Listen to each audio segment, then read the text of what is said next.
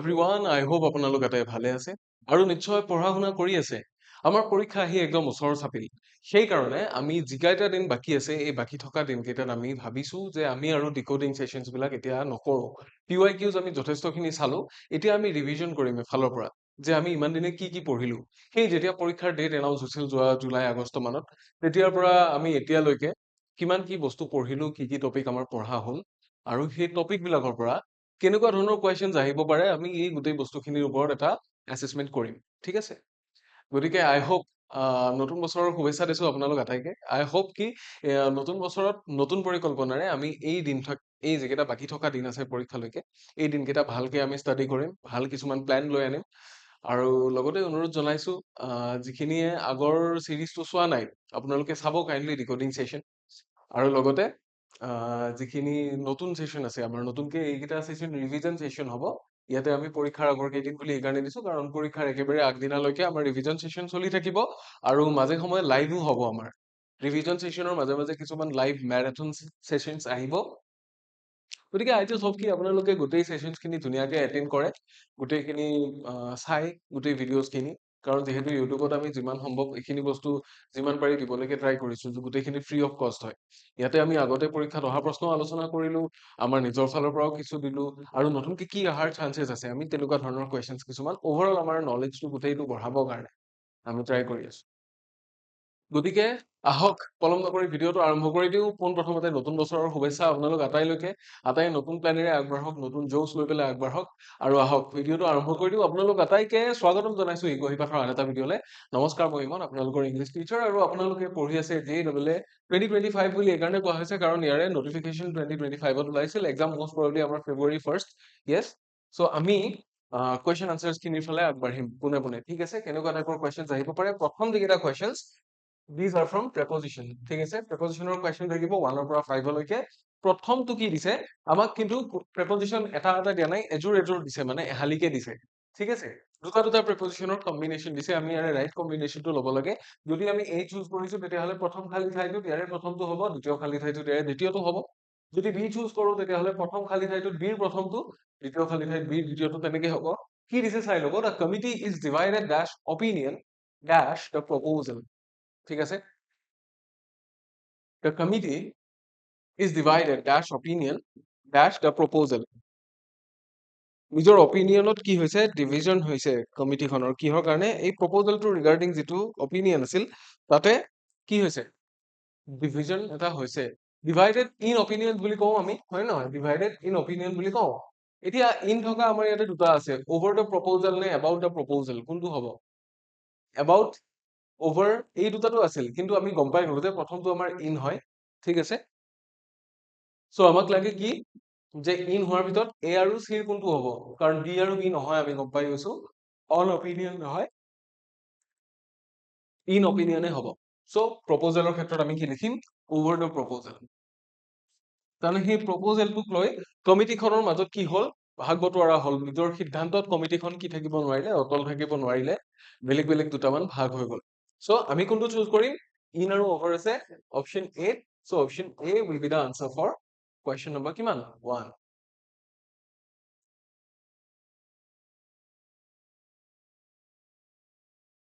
তাৰ পিছৰ কুৱেশ্যনটো চাম আমি। তাৰ পিছৰ কুৱেশ্যনটো ফালে আহিছো। Number 2, he has no control dash his temper when provoked dash trivial issues। এটা কথা চাব, কন্ট্ৰল ডেশ হিজ টেম্পাৰ, কন্ট্ৰল এনেকে যেতিয়া দিয়া থাকে নিজৰ খং, নিজৰ ইমোশ্যন, এইবিলাকৰ ক্ষেত্ৰত কন্ট্ৰল নাথাকিলে আমি কন্ট্ৰল অভাৰ লিখো। ঠিক আছে, control over. He has no' control over his temper when provoked issues. কেনেকুৱা ইছ্যুজ, চ' অভাৰ থকা কোনটো আছে, বি আৰু ডি আছে। চ' আমাক লাগে যে প্ৰভোক বাই ট্ৰিভিয়েল ইছ্যুজ নে প্ৰভোক এট ট্ৰিভিয়েল ইছ্যুজ। ইছ্যুবোৰে আমাক প্ৰভোক কৰিব নোৱাৰে, বাট ইছ্যু দেখা পালে আমি তাতে প্ৰভোক হওঁ। চ' প্ৰভোক কি হ'ব, প্ৰভোক এট হ'ব ইয়াতে, প্ৰভোকড বাই নহয়, প্ৰভোকড এট। চ' অভাৰ আৰু এট আছে অপশ্যন বি। চ' আমি বি টোক শুদ্ধ উত্তৰ হিচাপে ইয়াতে চুজ কৰিম। ঠিক আছে, বি টোক শুদ্ধ উত্তৰ হিচাপে চুজ কৰিম। এগেইন মই কৈছো, আপোনালোকে যদি নোটবুক যদি উলিয়াই ৰখা নাই তেতিয়াহ'লে উলিয়াই ৰাখিব। মই এইটো কথা মোৰ একদম প্ৰথমটো ক্লাছৰ পৰা আপোনালোকক কৈ আহি আছো, নোটবুকখন উলিয়াই ৰাখিব, নোট কৰি কৰি যাব। তেতিয়া আমাৰ ভুল হোৱা চান্সেছ বহুত কম থাকিব এক্সামৰ সময়ত গৈ। তাৰ পিছৰ চাম আমি কি আছে the agreement is binding dash both parties and enforceable dash law ঠিক আছে আমি লৰ ক্ষেত্ৰত এটা বস্তু পাইছো আন্ডাৰ সেকশন ইমান ইমান হয়নে নহয়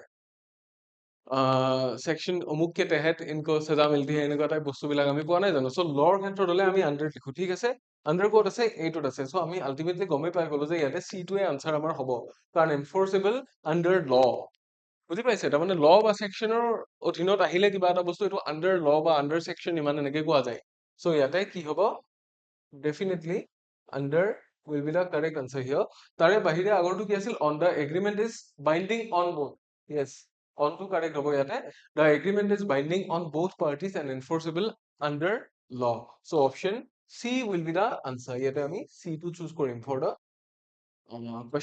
question number 3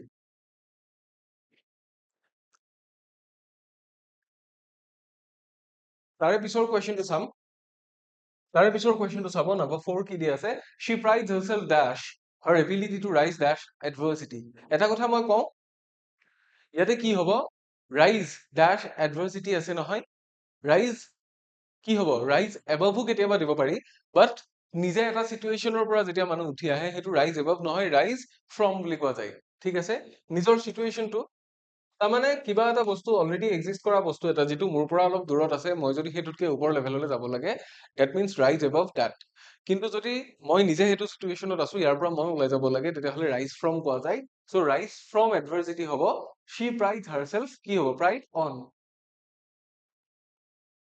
ঠিক আছে সেইটো হ'ব চ' অপশ্যন ডি যিটো দিয়া আছে আল্টিমেটলি ইয়াতে কাৰেক্ট হ'ব she prides herself on her ability to rise এটা কথা কওঁ যদি এবিলিটিৰ কথা নকৈ পেলাই কিবা এটা কামৰ কথা ক'লেহেঁতেন she takes a lot of pride dash অমুক তেতিয়া pride in take pride in বুলি এটা phrasal verb আছে take pride in মানে কিবা এটা কাম কৰি মই গৌৰৱ অনুভৱ কৰো আৰু আমাৰ যিটো দিছিল লিটাৰেল আৰু কিবা এটা phrasal দিছিল যে চ' সেইটো লিটাৰেল কেটেগৰীটোত পৰে মানে তাৰে মিনিংটো এক্সেক্টলি এটা ছেম যিটো তাতে লিখা হৈছে সেইটোৱে মিন কৰে সেই phrasal verbটোৱে বা কিছুমানে verbal phrase বুলিও কয় ডাবল কি থাকে ডাবল তাতে পাৰ্টিকল আছে ঠিক আছে Number 4 is done.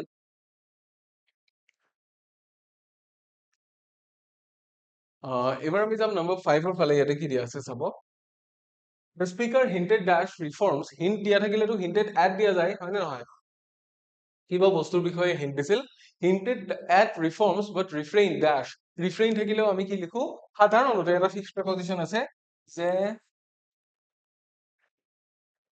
refrain তাৰপিছত কি হয় prevent এইবোৰৰ পিছত ইউজুৱেলি কি লিখা যায় ফ্ৰম লিখা যায় ৰিফ্ৰেইন মানে বিৰত থকা কিবা এটা কাম কৰাৰ পৰা বিৰত থকা ঠিক আছে so' refrain from naming the culprits culprit কেইজনৰ নাম কোৱাৰ পৰা বিৰত থাকিল তাৰমানে the speaker hinted at reforms স্পীকাৰজনে হিণ্ট দিলে যে নতুনকে ৰিফৰ্ম হ'ব আইন প্ৰণালী বা কিবা এইবিলাক বস্তু কিন্তু কালপ্ৰিট কেইজনৰ নাম নললে চ' এট আৰু ফ্ৰম ক'ত আছে এট আৰু ফ্ৰম আছে অপশ্যন বি তোমাৰ ঠিক আছে অপশ্যন বি টো আমি চুজ কৰিম as the correct answer for question number 5 so' এইকেইটা আছিল আমাৰ মেইনলি প্ৰেপজিশ্যনৰ কি প্ৰেপজিশ্যনৰ এমচিকিউজ ইয়াৰে পিছত আমি অকণমান বেলেগ সেট অফ ৱৰ্ডছ এটা চাম ঠিক আছে তো ইফালে আহিছো পেয়াৰ অফ ৱৰ্ডছ দিয়া আছে নাম্বাৰ 6 ৰ পৰা 10 লৈ যিকেইটা কুৱেশ্যন এইকেইটা পেয়াৰ অফ ৱৰ্ডছ থাকিব চ' আমাক কি কৰিব দিছে মেটচ কৰি চাব দিছে যে কোনটো কি কুৱেশ্যন পঢ়ি লওঁ choose the option where both words are correctly used so' ৱৰ্ডটো সেই চেন্টেন্সটোৰ কনটেক্সটত ৱৰ্ডটো কাৰেক্টলি ইউজ কৰা হৈছে নে নাই আমাক চাব দিছে য'ত কাৰেক্টলি ইউজ কৰা হৈছে তাতেহে কি কৰিব দিছে প্ৰপাৰলি আমাক ইউজ কৰিব দিছে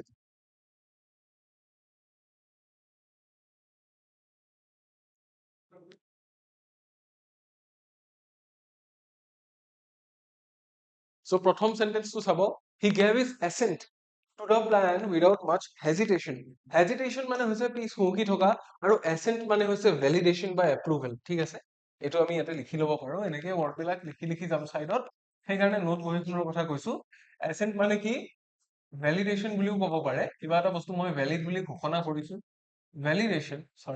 validation or approval, right? So he gave his assent to the plan without much hesitation.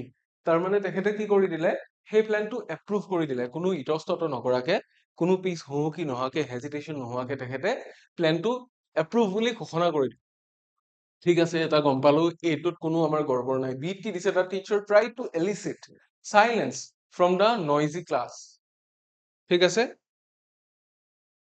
elicit মানে হৈছে কিবা এটা বস্তু উলিয়াই আনা draw out বুলি আমি ক'ব পাৰো draw out কৰা withdraw কৰা সো কি যদি ক্লাছটোত কি নইজ হৈ আছে তেতিয়া হলে তাৰ পৰা আমি সাইলেন্স উলিয়াই আনিম নে নানো সাইলেন্সটো কি কৰিম আমি তাতে সাইলেন্স পুট কৰিম বুজি পাইছে আমি নইজটোহে উলিয়াই আনিব পাৰিলোহেঁতেন সো যিটো ক্লাছ অলৰেডি নইজি তাৰ পৰা সাইলেন্স কেনেকে উলিয়াই আনিম we cannot draw out silence right so elicit যিটো দিয়া আছে এইটো ইয়াতে কাৰেক্ট নহয় তাৰ পিছত কি দিছে the politician was known for his credulous প্ৰমিসেস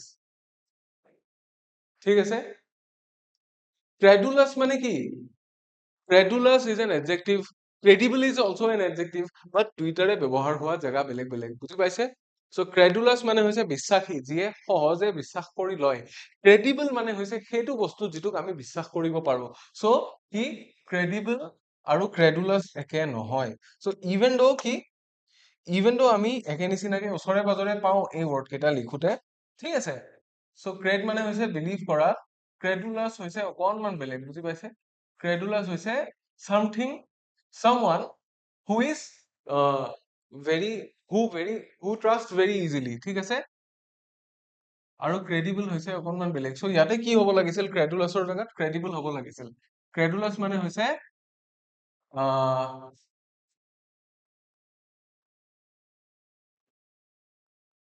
সহজে বিশ্বাস কৰা লোক বা সহজে পতিয়ন যোৱা লোক বুলিও আমি ক'ব পাৰো সহজে বিশ্বাস কৰা লোক তাৰপিছত ক্ৰেডিবল মানে হৈছে বিশ্বাসযোগ্য কি হয় এইটো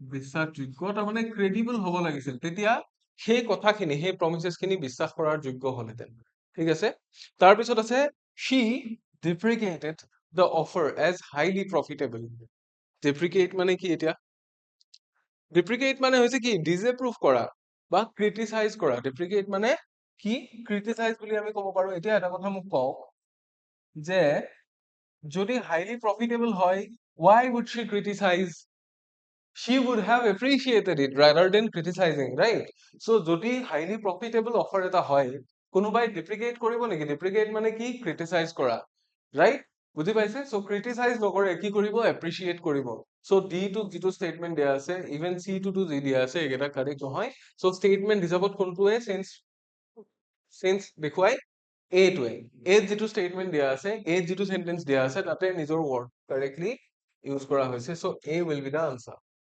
বুজি পালে নিশ্চয় আই হোপ আপোনালোকে এইখিনি বুজিছে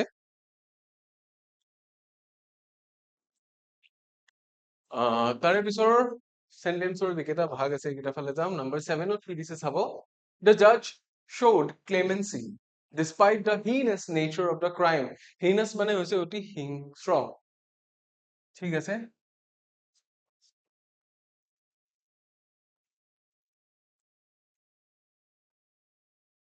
হিংস্ৰ বহুত মানে harmful the judge showed clemency বুলি কৈছে clemency মানে কি clemency মানে দয়া দয়া আমি ইয়াত কি বুলি ক'ব পাৰো mercy বুলিও ক'ব পাৰো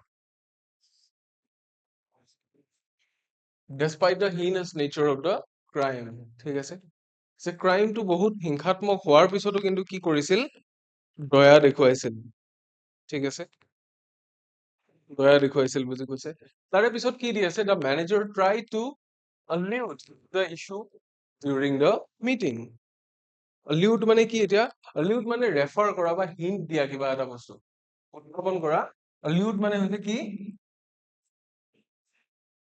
allude মানে হিন্ট বুলি আমি ক'ব পাৰো কিবা এটা বস্তু ইংগিত দিছে তাৰমানে ইশাৰা এটা দিছে ঠিক আছে ইশাৰা দিছে সি টোত কি কৈছে he was averse towards taking unnecessary risk averse মানে হৈছে উল্টা ঠিক আছে আমি যে reverse পাওঁ reverse মানে ওলোটা নহয় জানো সো averse টো কি a টোৱে ওলোটাই বুজায় verse মানে এটা ডিৰেকশ্যনত গৈ থকা a মানে হৈছে তাৰে ওলোটা আমি কি কৰিম averse মানে হৈছে আনউইলিং বা অপ'জ কৰা।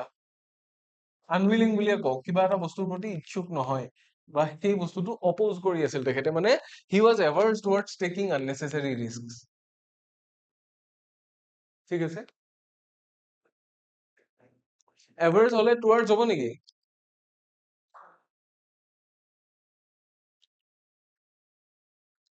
তাৰে পিছত আৰু কি দিয়া আছে? His her words had a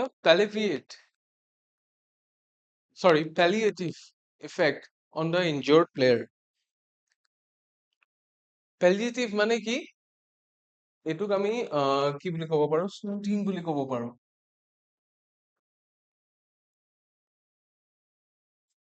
Soothing বা healing বুলি ক'ব পাৰো।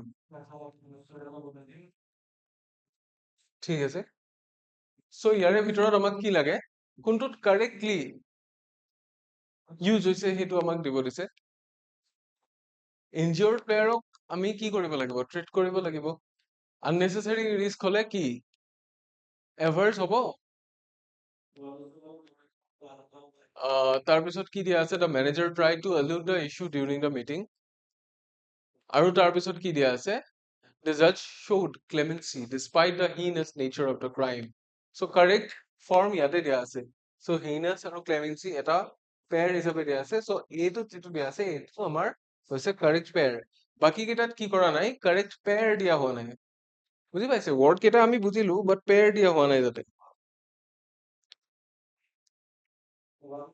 তো এবাৰ আমি যাম নম্বৰ 8ৰ ফালে। 8ত কি দিছে আমি চাই ল'ম প্ৰথম। The medicine had an imminent effect on the patient. Imminent মানে কি হয়? Imminent মানে হয় আসন্ন, যিটো very near, মানে ইয়াক কি কৰিব নোৱাৰো আমি আৰু এতিয়া ৰখাব নোৱাৰো, মানে এইটো হ'বই হ'ব। ঠিক আছে, so এইটো আমি কি কৰিব পাৰিম? যদি ফিউচাৰৰ কথা কওঁ তেতিয়া আমি ইমিনেন্ট বুলি ক'ব পাৰিম যে death is imminent to all, মৃত্যু সকলোৰে বাবে আসন্ন, হয় নহয়? He is notorious for his generosity. Notorious হ'ব জানো ইয়াতে? নটৰিয়াছ মানে কি? নটৰিয়াছ মানে হৈছে খ্যাত, তাৰ মানে ফেমাছ ইন আ বেড ৱে, নিজৰ বেয়া কৰ্মৰ কাৰণে কুখ্যাত। ঠিক আছে, the plan was feasible under ideal conditions. ঠিক আছে, the plan was feasible under ideal conditions. feasible মানে হৈছে কি? এইটো practical,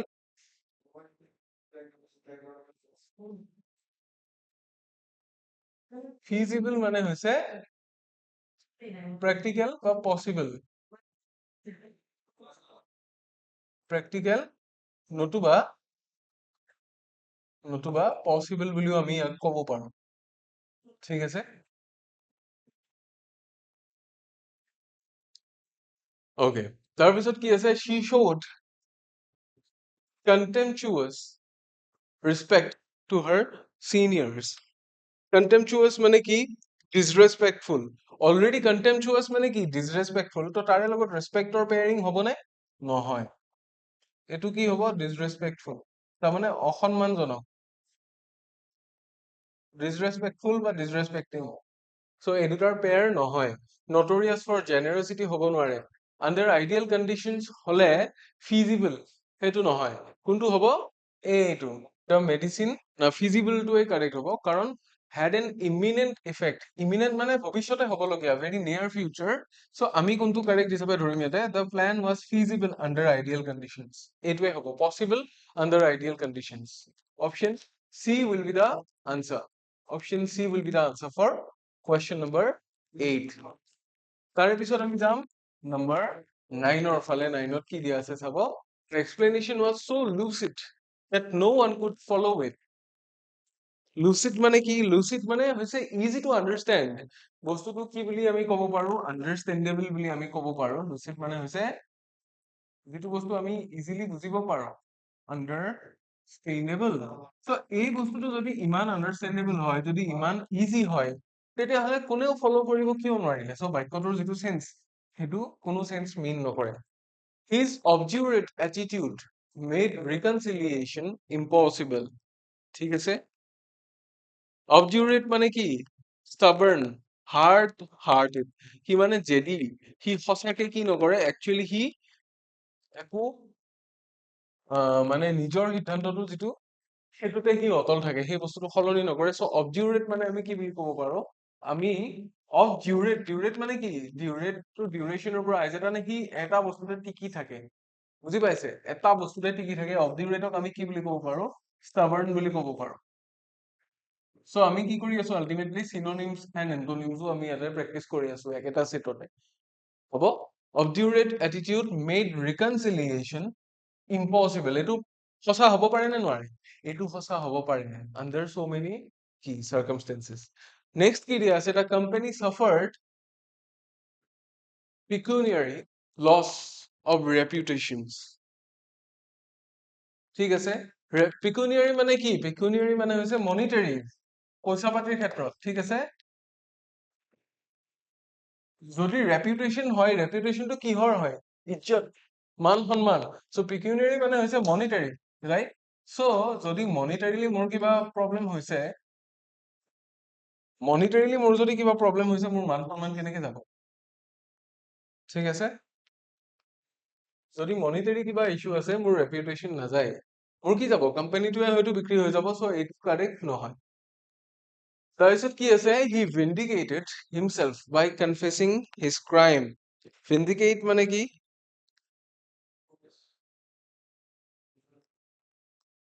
ভিন্ডিকেট মানে জাষ্টিফাই কৰাও হ'ব পাৰে। যদি ক্ৰাইমটো কি কৰিলে, কনফেছে কৰিলে, ভিন্ডিকেট কেনেকে হ'ল, ঠিক আছে? ভিন্ডিকেট কেনেকে হ'ল, ভিন্ডিকেট কৰা মানে কি কৰা, জাষ্টিফাই কৰা, নিজৰ ভুল নাই বুলি কোৱা, তেনেকুৱা ধৰণৰ অৰ্থ বুজায়। ভিন্ডিকেট মানে হৈছে জাষ্টিফাই কৰা। চ' এতিয়া কনফেছ যদি কৰিছে নিজৰ ক্ৰাইমটো, there is no point vindicating himself, right? So D cannot be correct again. কোনটো শুদ্ধ হ'ব, অপশ্যন বি যিটো দিয়া আছে, his obdurate attitude made reconciliation impossible. So option B will be the answer for কিমান নম্বৰ question, number 9, ঠিক আছে?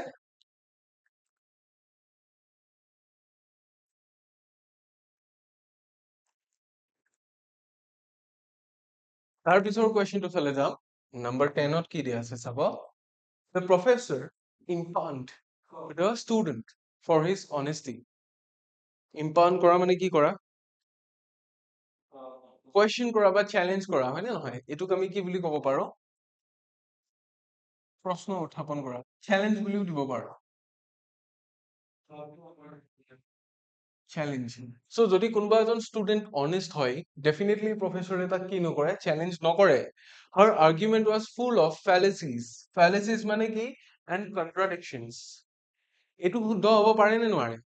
Definitely পাৰে। ফেলাচি মানে কি হয়, ফেলাচি মানে ইৰৰ্ছ, যিটো বস্তুৰ শুদ্ধ নহ'বও পাৰে, তাৰমানে লজিকেলি সেই বস্তুটো কাৰেক্ট নহয়, তাৰমানে বুজি পাইছে? ফেলাচি মানে কি, ইৰৰ।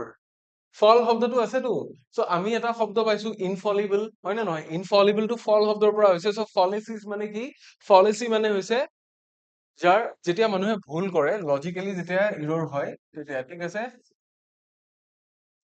ফলেচি, ফলেচিছ মানে হৈছে কি, logical ইৰৰ্ছ।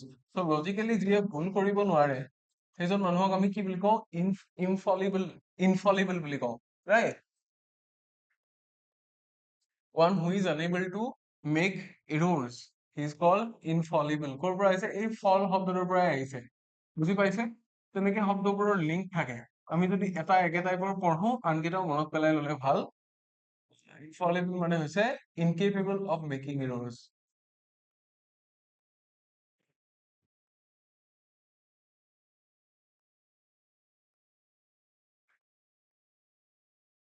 Incapable of making errors, ঠিক আছে? The athlete was indefatigable. Indefatigable শব্দটো এটা শব্দ পাইছে নে, ফেটিগ শব্দটো? ফেটিগ মানে কি, ভাগৰ, ঠিক আছে? চ' ইনডিফেটিগেবল মানে কি, যিয়ে ভাগৰা নাই, টায়াৰলেছ, হয়নে? ৰেলেটলেছলি কাম কৰি থাকিব পাৰিছে। So' due to chronic fatigue, chronic মানে দীঘলীয়া সময় দি ভাগৰুৱা হৈ আছিল, তাৰমানে মিলিছে নে কিবা? উল্টা হৈ গ'ল, ইনডিফেটিগেবল মানে যাৰ ফেটিগ নহয়, যি ভাগৰি নাযায়, ডিউ টু ক্ৰনিক ফেটিগ বুলি কৈছে, তেতিয়াহ'লে how can a person with chronic fatigue be indefatigable? বুজি পাইছে? মানে যিজন মানুহৰ বহুত সময় ধৰি ভাগৰ লাগি আছিল, ফেটিগ হৈ আছিল, সেই মানুহজন ইনডিফেটিগেবল কেনেকে হ'ব পাৰে? হ'ব নোৱাৰে, ৰাইট? ইয়াৰে উল্টাটো হ'ব। চ' ডেফিনেটলি চি যিটো ষ্টেটমেণ্ট দিয়া আছে সেইটো কাৰেক্ট নহয়, ঠিক আছে? এই যিটো দিয়া আছে সেইটো কাৰেক্ট নহয়, কাৰণ কি প্ৰফেচৰে কেতিয়াও অনেষ্ট ষ্টুডেণ্ট এজনক কুৱেশ্যন নকৰে, অনেষ্ট ষ্টুডেণ্ট এজনক চেলেঞ্জ নকৰে যে তই নিজৰ অনেষ্টি প্ৰুভ কৰ, ৰাইট? তাৰপিছত কি দিয়া আছে? He was reticent and spoke at great length. Reticent মানে কি? Reticent মানে হৈছে most of the time reserved, very little যিয়ে কথা কয়। ঠিক আছে? Introvert kind of personality. So সেইজন মানুহে কি কৰিব? বহুত দীঘলীয়া সময় ধৰি কথা কব নেকি? Definitely নকয়। Reserve ইয়াক আমি কি বুলি ক'ব পাৰো? Silent বুলি ক'ব পাৰো। But silent is not mute দেই। Mute মানে হৈছে তাৰ আৱাজেই নাই। Silent হৈছে তাৰ আৱাজ আছে কিন্তু সি মনে মনে আছে, বুজি পাইছে? So ফোনটো আমাৰ কি হৈ নাযায়? ফোনটোক আমি সাইলেন্ট কৰি থব পাৰো, মিউট কৰি থব নোৱাৰো, ৰাইট? মিউট কেতিয়া হয়? যেতিয়া কলটোৰ আৱাজেই নাইকিয়া কৰি দিওঁ আমি, তেতিয়া মিউট হৈ যায়। বাট আমাৰ নিজৰ ফোনটোক আমি কি কৰিব নোৱাৰো? মিউট কৰিব নোৱাৰো, কাৰণ ফোনটো কি? ফোনটোৰ এটা আৱাজ আছে। আমি আৱাজটো নবজা কৰি থব পাৰো, ফোনটো মনে মনে থকা চিষ্টেমটো আমি কৰি থব পাৰো। চ' সাইলেন্ট সেইটোৱে, সাইলেন্ট আৰু মিউটৰ মাজত এটা সৰু ডিফাৰেঞ্চ আছে। মিউট যাৰ ভলিউম নাই, বুজি পাইছে? সাইলেন্ট সি যি মনে মনে থাকে, তাৰ ভলিউম আছে কিন্তু সি নেদেখুৱায়, সেইটো সাইলেন্ট। ঠিক আছে? চ' reticent হলে spoke at great length বুলি আমি ক'ব পাৰিম। দীঘলীয়াকে কথা ক'ব এজন ৰিজাৰ্ভ কাইণ্ড অফ পাৰ্চনেলিটিৰ মানুহে? ডেফিনেটলি নকয়। চ' বি ষ্টেটমেণ্টটো গণ্ডগোল হৈ আছে। কোনটো শুদ্ধ? অপশ্যন বি যিটো দিয়া আছে, her argument was full of fallacies and contradictions. Contradictions মানে হৈছে উল্টা উল্টা কথা। তাৰমানে মই যদি এটা কথা ইফালৰ পৰা শুদ্ধ বুলি কৈছো, আকৌ আনটো কথাও শুদ্ধ বুলি ময়ে কৈ আছো, তেতিয়াহ'লে কন্ট্ৰাডিকশ্যন আছে। কন্ট্ৰাডিক্টৰী বুলি যে আমি কওঁ, তাৰমানে এটাৰ লগত আনটো মেল নোখোৱা, এটাতকে আনটো ওলোটা, তাৰমানে সেইটোক আমি কন্ট্ৰাডিক্ট কৰা, কন্ট্ৰাডিক্টৰী, কন্ট্ৰাডিকশ্যনছ তেনেকে কওঁ। ঠিক আছে? চ' যদি মোৰ নিজৰে আৰ্গুমেন্ট বিলাক কি হয়, এটা আনটোৰ কন্ট্ৰাডিক্টৰী হয়, ফুল অফ এৰৰ হয়, সেইটো পচিবল হয় নে নহয়? সেই কথাটোকে কৈছে। চ' অপশ্যন বি টোত যিটো বাক্য দিয়া হৈছে, সেই বাক্যটোৰ চেঞ্চ আছে, বাকী কেইটা বাক্যৰ কোনো চেঞ্চ নাই। মানে these sentences do not make any sense. So option B will be the answer for question number 10. তাৰে পিছত আমি নেক্সট সেট অফ কুৱেশ্যনছৰ ফালে যাম, কিন্তু তাৰে আগতে আপোনালোক আটাইকে জনাও যে নতুন বছৰতো আপোনালোকে যদি কিবা এক্সামৰ কাৰণে ভাবিছে, নট অনলি JEE, বেলেগ যিকোনো এক্সামৰ কাৰণে ইংলিছ পৰ্চনটো খুবেই দৰকাৰী, নহয় জানো? চ' ইংলিছ পৰ্চনৰ কাৰণে মোক যোৱা বছৰৰ পৰা বহুতো ষ্টুডেণ্টে কুৱেশ্যন সুধি আছিল যে ছাৰ ইংলিছ অকলে ল'ব পাৰিম নেকি, বা অকল ইংলিছৰ কিবা বেটছ আছে নেকি? চ' যি ধৰণে আপোনালোকৰ মেথছৰ কাৰণে কি আছে, মেথছৰ কাৰণে বেটছ আছে আমাৰ, নিৰ্মল ছাৰে যে পঢ়ুৱাই, হয়নে? চ' ঠিক তেনেকে আমাৰ কি আছে, আনবিটেবল বেটছৰ নিচিনাকে ইংলিছৰো এটা বেটছ আছে, যিটোৰ নাম হৈছে মেচিন কম্প্ৰিহেনশ্যন। চ' এই বেটছটোক আমি নট অনলি এ বেটছ, ইয়াতে আমি 50 মাৰ্কছ গিভ এৱে বুলি কৈছো। এইটো হৈছে আমাৰ tag line, 50 marks give away. আমি কিয় কৈছো? কাৰণ আপোনালোকে পৰীক্ষাত যদি 60 নম্বৰৰ ইংৰাজী আহে বা 50 নম্বৰ ইংৰাজী আহে, 50ৰ ভিতৰত হয়তো 50ই পাবলৈ আপোনালোকে সক্ষম হ'ব। আমাৰ ফালৰ পৰা সিমানখিনি আপোনালোকক প্ৰিপেয়াৰ কৰি দিবলৈ আমি ট্ৰাই কৰিম, যাতে আপোনালোকে পুৰা 50 নম্বৰ পাই যায়। আৰু এইটো বহুত অনলাইন এণ্ড অফলাইন দুইটা বেটছতে এভেইলেবল হয়। আৰু লগতে জনাও, ইয়াতে ইংলিছৰ একদম বেচিক লেভেলৰ পৰা এডভান্স লেভেললৈকে যিমানখিনি থাকে, right from tense forms, verb forms, এইবিলাকৰ পৰা ভাৰ্বছ, অক্সিলাৰী হওক, কিবা হওক, পাৰ্ট অফ স্পীচৰ পৰা আৰম্ভ কৰি, পাৰ্চনেল নাম্বাৰৰ পৰা আৰম্ভ কৰি আমি একদম হাই লেভেললৈকে গুচি যাম। এন্টনিম, চিনোনিমছ ইত্যাদি সকলো ভকেবুলাৰী এক্সট্ৰা চিৰিজেই থাকিব।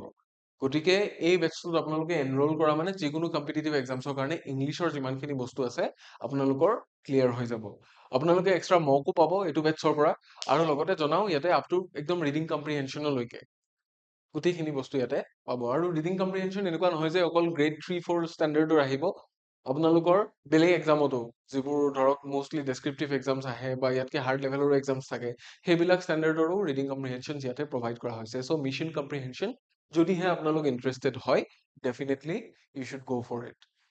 ঠিক আছে? অল ৰাইট, আমি ইয়াৰে পিছৰ কুৱেশ্যনছখিনিৰ ফালে যাম।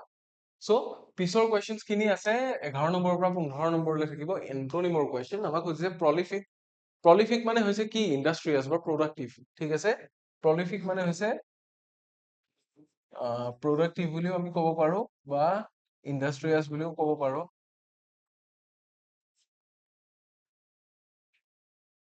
ঠিক আছে? চ' ইয়াৰে এন্টনিম লাগে, ফাৰ্টাইল, এবাণ্ডেন্ট, প্ৰডাক্টিভ। প্ৰডাক্টিভ মানে কি? প্ৰডাক্টিভ মানে উৎপাদনশীল, যিয়ে উৎপাদন কৰি গৈ আছে। ফাৰ্টাইল মানে কি? ফাৰ্টাইল মানে হৈছে সাৰুৱা, যিয়ে কিবা বস্তু উৎপাদন কৰিব পাৰে। ফাৰ্টাইল মাটিত যেতিয়া আপুনি ধানটো ৰুই দিয়ে, তাৰ পৰা কি হৈ যায়? গছ গজি যায়, হয়নে? মানুহৰো থাকে ফাৰ্টিলিটি, ইনফাৰ্টিলিটি থাকে। এবাণ্ডেন্ট মানে হৈছে যিমান পৰিমাণে লাগে সিমান পৰিমাণে আপোনাৰ তাত আছে, ৰাইট? সো এটা কথা চাওক প্ৰলিফিকৰ উল্টাটো কি হ'ব ইয়াতে ষ্টেৰাইল ষ্টেৰাইল মানে হ'ব যি একো প্ৰডিউচ কৰিব নোৱাৰে আইডল এনেই বহি আছে ৰাইট সেইটোকে ষ্টেৰাইল বুলি কয় ঠিক আছে সো কোৱেশ্চন নম্বৰ 11 আনসাৰ হৈ যাব আমাৰ অপশন বি অপশন বি টো হৈ যাব ইয়াৰে আনসাৰ তাৰপিছত আহিব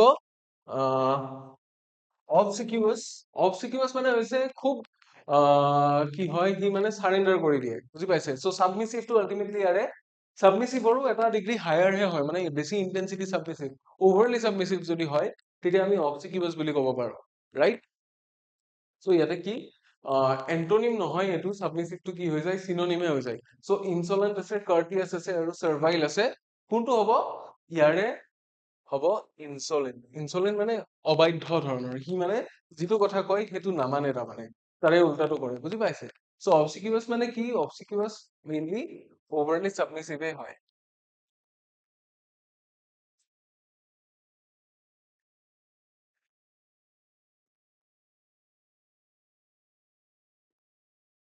ঠিক আছে that is number 12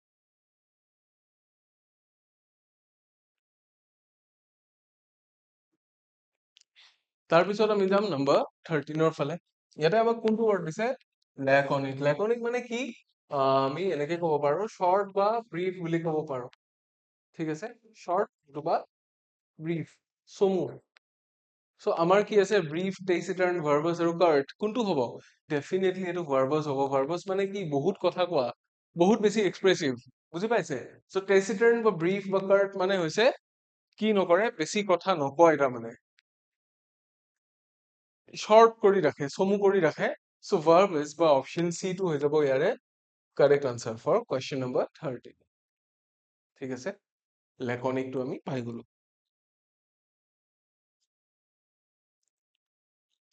তাৰে পিছত চাব সৰি নেক্সট কোয়েশ্চন কি দিয়া হৈছে এন্টোনিম অফ ট্ৰানজিয়েন্ট ট্ৰানজিয়েন্ট মানে কি ট্ৰানজিয়েন্ট মানে আমি যদি অসমীয়াত কওঁ ইয়াক আমি ক্ষণস্থায়ী বুলি ক'ব পাৰিম ক্ষণস্থায়ী বুলি যদি কওঁ ইয়াৰে সিনোনিমস কি কি ওলাব সিনোনিম ওলাব short lived ট্ৰানজিয়েন্ট আছে ন ট্ৰানজিটৰিও হ'ব ট্ৰানজিটৰি আৰু কি হ'ব টেম্পৰেৰী আৰু এটা ভাল ৱৰ্ড আছে দ্যাট ইজ এফিমেৰেল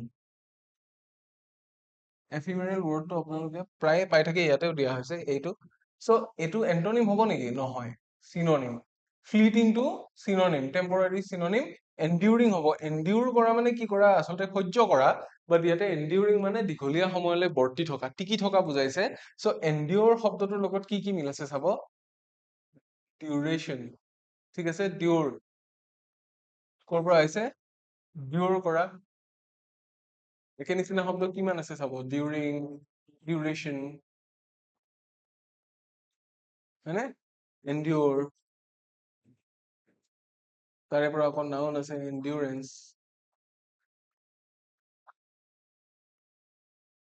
ক'ৰ পৰা ক'ৰ লগত কানেক্টেড এন্ডিউৰিঙৰ লগত কানেক্টেড এই ৱৰ্ড বিলাকৰ গোটেই ৰুট খিনি আপোনালোকে যদি চাই একেটাই ৰুট হয় ডিউৰ মানে ডিউৰেশ্যন মানে কি টাইম সো এন্ডিউৰ কৰা মানে কি সি টাইম টিকি থকা টাইম ধৰি টাইম লাষ্ট কৰা তাৰমানে বুজি পাইছে বেছি সময়লৈকে সি লাষ্ট কৰিব পাৰে চেণ্ডেল এযোৰ বোলে ফাটি নোযোৱাকে বেছি দিনলৈ আপুনি পিন্ধিব পাৰিছে বেল্ট এডাল আপুনি বেছি দিনলৈ মাৰিছে লাষ্টিং ভাল তো তাৰ এন্ডিউৰেন্স ভাল সো এন্ডিউৰেন্স মানে এন্ডিউৰিং সেইটোকে আমি বুজাব বিচাৰিছো যিটো লং টাৰ্মলৈ চলে ঠিক আছে যেনেকে ডিউৰাচেল আছে ডিউৰাচেলতো ডিউৰা শব্দটো আছে বুজিছে কিহৰ কাৰণে কয় যিটো বেটাৰী বেছি দিনলৈ লাষ্টিং কৰিব তেনেকুৱা সো সেইটোৱে অপশন ডি টো হ'ব ইয়াৰে শুদ্ধ উত্তৰ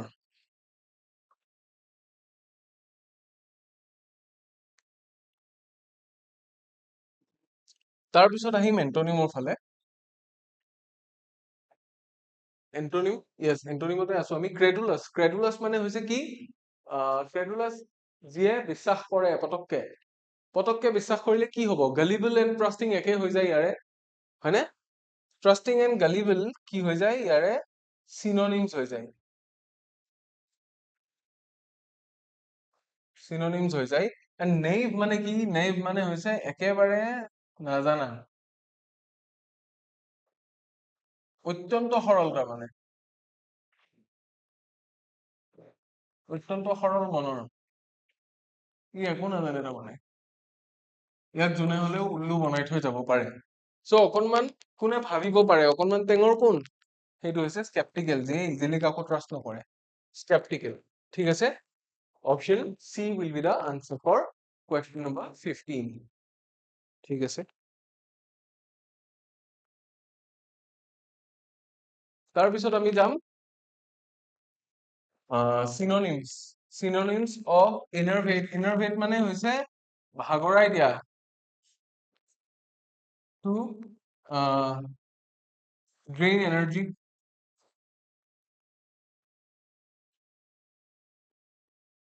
চ' ইয়াৰে এন্টনিম কি হ'ব? এনাৰভেটৰ এন্টনিম হ'ব এনাৰ্জাইজ।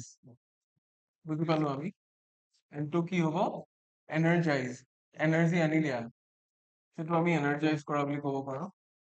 ঠিক আছে, চ' এনাৰ্জাইজটো দিছে ইয়াতে, বাট ডেট উইল বি কি? That will be এন্টনিম।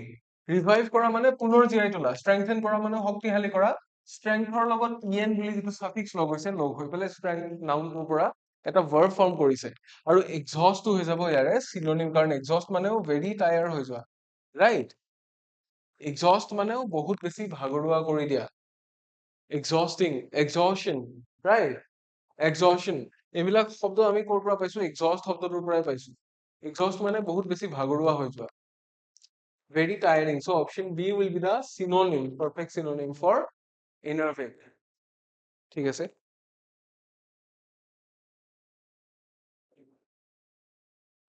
তাৰপিছত আহিছে obfuscate. obfuscate শব্দটোত কি পাইছে? এটা ফুল শব্দটো পাইছে নে? অফ শব্দটো পাইছে নে? অফ শব্দটোৱে কি কৰে? সেইটো বস্তু চিয়ৰলি, ইচ্ছা কৰি তেনেকুৱা বুজায়, বা বহুত বেছিকে বুজায়, অভাৰ বুজায়। যেনে কি পাইছো আমি? অবভিয়াছ পাইছো, অব্লিভিয়াছ পাইছো, অব্লিভিয়ন, এনেকুৱা শব্দবিলাক পাইছো। ফিউজ শব্দটো ক'ত আছে? কনফিউজ, ডিফিউজ এইবিলাকত আছে, হয় নে নহয়?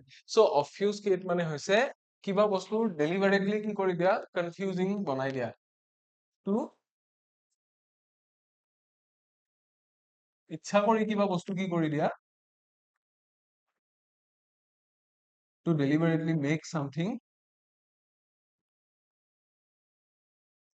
আনক্লিয়াৰ বুলিও আমি ক'ব পাৰো, unclear or confusing। ইচ্ছা কৰি পেলাই বস্তুটোক কনফিউজিং বনাই দিছে। চ' কি হ'ব? ইলুমিনেট, কনফিউজ, ৰিভিল, ক্লাৰিফাই কোনটো হ'ব? ক্লাৰিফাই কৰা মানে বেছি ক্লিয়াৰ কৰি দিয়া, টু মেক ইট মোৰ ক্লিয়াৰ। ইলুমিনেট শব্দটোত কি আছিল? লুমিনেট শব্দটো আছে, লুমিনাছ, ইলুমিনাছ, ইলুমিনাটি গানটো শুনিছে? ইলুমিনেট কৰা মানে জ্বলাই দিয়া, ব্ৰাইট কৰি দিয়া, পোহৰাই দিয়া, মানুহ বেছি ক্লিয়াৰ কৰি দিয়া মানুহৰ কাৰণে, to make it easy for people to understand. ঠিক আছে, ইলুমিনেট মানে কি? টু ব্ৰাইটেন, পোহৰাই দিয়া। ব্ৰাইটেন কৰা মানে কি? পোহৰাই দিলে কি হ'ব? মানুহে পোহৰত ভালকে দেখা পাব। To make something more clear for people to understand. So' reveal মানে উদঙাই দিয়া, হয় নহয়? কিবা এটা বস্তু আচল সত্যটো তেখেতে উদঙাই দিলে, যে এই ঘটনাটোৰ লগত জড়িত যিখিনি অপৰাধী আছিল, অপৰাধীখিনিৰ বিষয়ে আচল সত্যটো তেখেতে কি কৰি দিলে? ৰিভিল কৰি দিলে। চ' ৰিভিলটো তাৰে কি হ'ব আল্টিমেটলি? ৰিভিল, ইলুমিনেট, ক্লাৰিফাই, এইকেইটা একে নিচিনা কেটেগৰীত গুচি গ'ল। এই গোটেইকেইটা আচলতে অবফিউস্কেটৰ কি হ'ব? এন্টনিমহে হ'ব। গতিকে বাকী থাকিল কোনটো আমাৰ? বাকী থাকিল কনফিউজ। চ' অবফিউস্কেট মানে কি? প্ৰপাৰলি কনফিউজো নহয়, কিন্তু যদি আমি চিনোনিম বিচাৰিব লাগে, আমাৰ হাতত এইটোৱে আছে, কাৰণ অবফিউস্কেট মানে ডেলিবাৰেটলি কাৰোবাক কনফিউজ কৰাই দিয়া। ঠিক আছে, ইচ্ছা কৰি কাৰোবাক কনফিউজ কৰাই দিয়া। চ' চিটোৱে হ'ব ইয়াতে আমাৰ শুদ্ধ উত্তৰ for question number 17। I hope আপোনালোকে বুজিছে।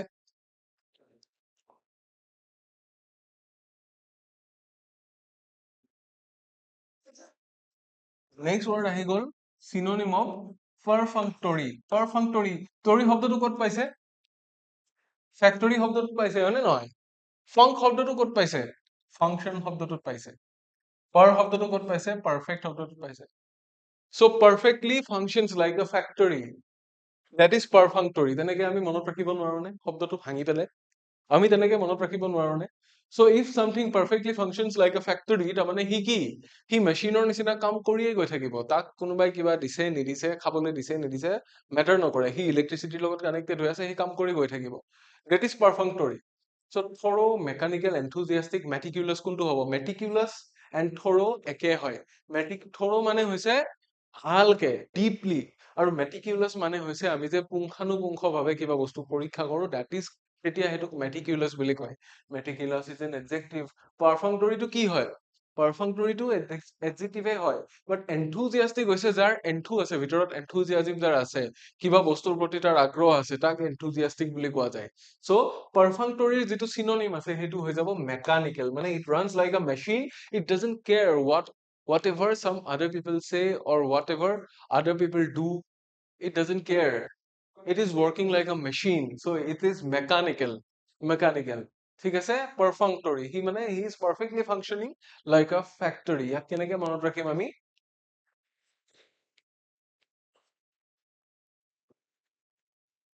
Perfectly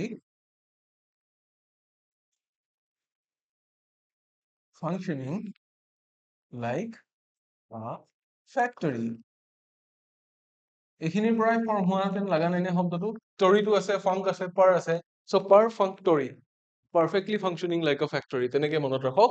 So option B will be the proper answer for question number 18. হ'ব? I think ইয়াতকে বেছি একো ডিফিকাল্ট নাই, আমি বুজি পাই যাম যদি ভালকে কৰো।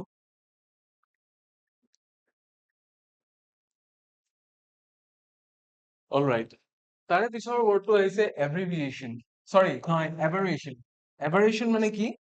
Aberration মানে হৈছে আপোনাক কি কৰি দিয়া হৈছে, নৰ্মেল যিটো বস্তু, নৰ্মেল বস্তুৰ পৰা অলপ ফালৰি কাটি দিয়া হৈছে, apart from normal activities বা apart from normal things, apart from the norm. Paranormal নহয় বাৰু। Aberration মানে কি? Norm, deviation, routine, regularity. Regularity মানেও কি? যিটো নৈমিত্তিক। Routine মানে সেইটো ডেইলি যিটো কৰে। Norm মানে নৰ্মেলৰ লগতে জড়িত। So ultimately synonym কোনটো হ'ব? Deviation হ'ব। Deviation মানে নৰ্মেলৰ পৰা অলপ বাহিৰত, ফালৰি কাটি যোৱা। ঠিক আছে? Deviation মানে হৈছে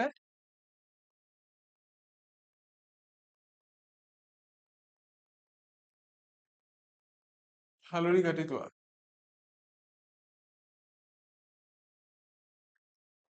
হৈ গ'ল? So option B will be the answer for question number 19. I hope আপোনালোকে এইখিনি বুজি পালে। তাৰপিছত কি আহিব আমি চাম। তাৰপিছত আহিলে synonym of insipid. Insipid মানে কি? Tasteless বুলি আমি ক'ব পাৰো। বস্তুটোত মানে কোনো কি নাই, tasteless বা colorless, uninteresting,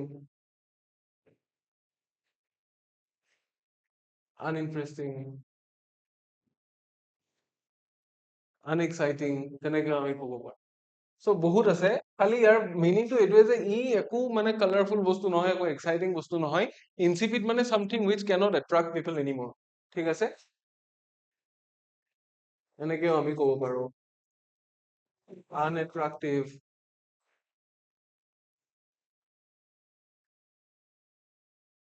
sorry বেছিকে লিখি দিলো।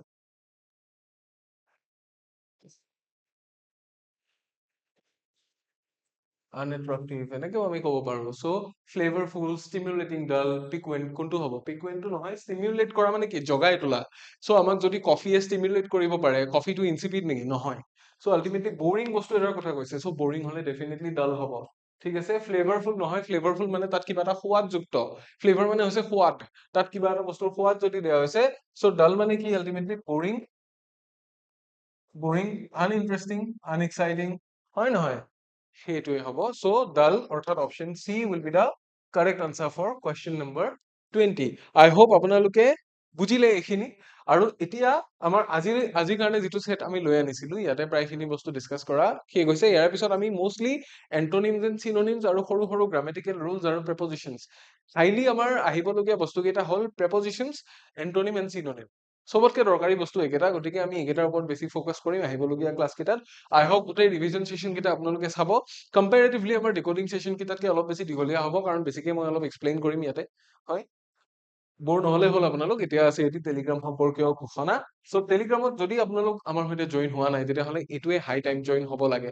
কাৰণ টেলিগ্ৰামত জইন হৈ ল'লে আপোনালোকে আমাৰ গোটেই ক্লাছবিলাকৰ টাইমিং, স্কেডিউল, ক্লাছৰ PDF লিংক চববিলাক পাব ইয়াতে।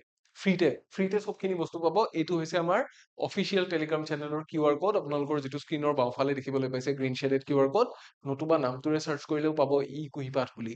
এই চেনেলটোত অলৰেডি 27,000তকে বেছি ষ্টুডেণ্ট জড়িত হৈ আছে, গতিকে আই হোপ আপোনালোকে এই চেনেলটোত অতি শীঘ্ৰে জইন কৰিব।